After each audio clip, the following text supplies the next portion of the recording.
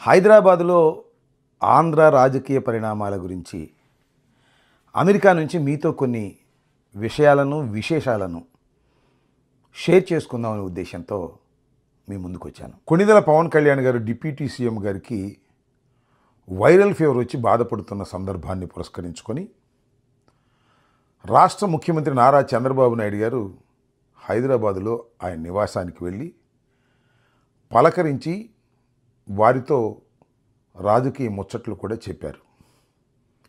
అసలు నిజంగా జ్వరం వచ్చింది ఎవరికి? పవన్ కళ్యాణ్ గారికా, చంద్రబాబు నాయుడు గారికా? పవన్ కళ్యాణ్ గారికి వైరల్ ఫీవర్ వచ్చింది, కానీ బాబు గారికి రాజకీయ ఫీవర్ వచ్చింది. శాసనసభలో జరిగిన విష పరిణామాల వలన చంద్రబాబు నాయుడు గారు తెలుగుదేశం పార్టీ పూర్తిగా డ్యామేజ్ అయ్యే పరిస్థితి వచ్చింది. ఎంత డ్యామేజ్ అయ్యింది అంటే, ఇంతకుముందు చంద్రబాబు నాయుడు గారు, Telugu Desam party, yellow media, Pavan Kalyan గారు కలిసి జగన్మోహన్ రెడ్డి గారి మీద విపరీతమైన దుష్ప్రచారం చేశారు.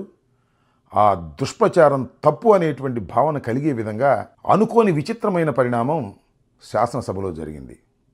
వాటికన్నా విచిత్రమైనది ఏంటంటే, సాధారణంగా రాజకీయాల గురించి మాట్లాడినటువంటి వ్యక్తి, అందరినీ గౌరవించేటటువంటి కార్యక్రమం చేసేటటువంటి వ్యక్తి, అవసరమైతే తప్ప పొలిటికల్గా మాట్లాడని వ్యక్తి పవన్ కళ్యాణ్ గారు కూడా సడన్గా ఎంట్రీ ఇచ్చారు. జగన్మోహన్ రెడ్డి గారు ఆ రోజున మమ్మల్ని అందరినీ కూడా గౌరవించారు తప్ప మమ్మల్ని అగౌరవపరచలేదు అని కుండ బద్దలు కొట్టి చెప్పారు. ఇది చాలా గడ్డు విషయంగా చంద్రబాబు నాయుడు గారు భావిస్తున్నారు. జగన్మోహన్ రెడ్డి గారి మీద విపరీతంగా బురద జల్లుకోవచ్చు. దానికి తోడుగా పవన్ కళ్యాణ్ గారు కూడా ఉన్నాడు, ఎల్లో మీడియా ఉంది, జనం నమ్ముతారు అనుకునేటటువంటి వారి సిద్ధాంతానికి భిన్నంగా చిరంజీవి గారి లెటర్ వచ్చింది. ఇది ఒక విచిత్రమైన రాజకీయ పరిణామం, ఊహకందని రాజకీయ పరిణామం.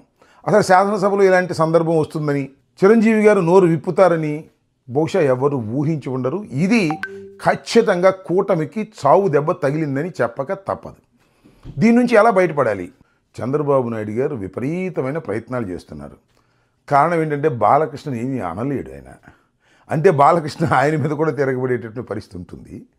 కాబట్టి బాలకృష్ణను ఏమీ అనుకోకుండా, బాలకృష్ణను నొప్పించుకోకుండా ఈ వ్యవహారాన్ని చక్కదిద్దాలనేటువంటి ప్రయత్నం. దీనికి ఎవరు సూటబుల్ అంటే పవన్ కళ్యాణ్ గారు సూటబుల్. పవన్ కళ్యాణ్ గారి దగ్గరికి వెళ్ళి చర్చించి దీనికి మందు వేయాలని అనుకుంటున్నారు. సరే, పవన్ కళ్యాణ్ గారేమో వైరల్ ఫీవర్ వస్తే మందు కోసం హైదరాబాద్ వచ్చారు.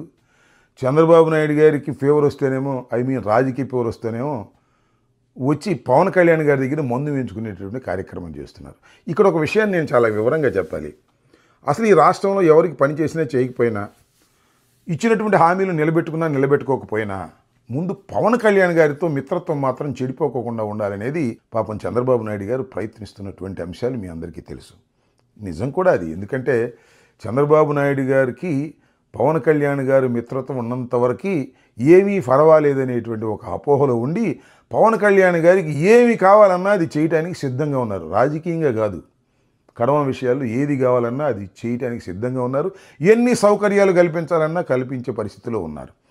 ఆ క్రమంలోనే ఇవాళ పవన్ కళ్యాణ్ గారికి వచ్చినటువంటి వైరల్ ఫీవర్ పేరుతో చంద్రబాబు నాయుడు గారు హుటాహుటిన హైదరాబాద్ వచ్చి హైదరాబాద్లో వారి నివాసంలో కలుసుకొని వారితో రాజకీయ ముచ్చట్లు చెప్పి దీనికి మందు వేయించే కార్యక్రమం చేస్తున్నారు. అయితే ఒక్క విషయాన్ని చాలా స్పష్టంగా చెప్పదలుచుకున్నా, ఏ మందు లేదని కూడా ఈ సందర్భంగా చెప్తున్నా.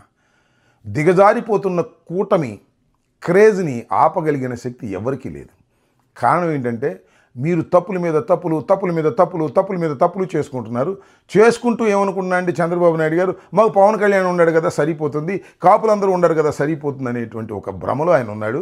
కాపులు కలకాలం మీ వెంట ఉంటారనుకోవటం చాలా తెలివి తక్కువ పని.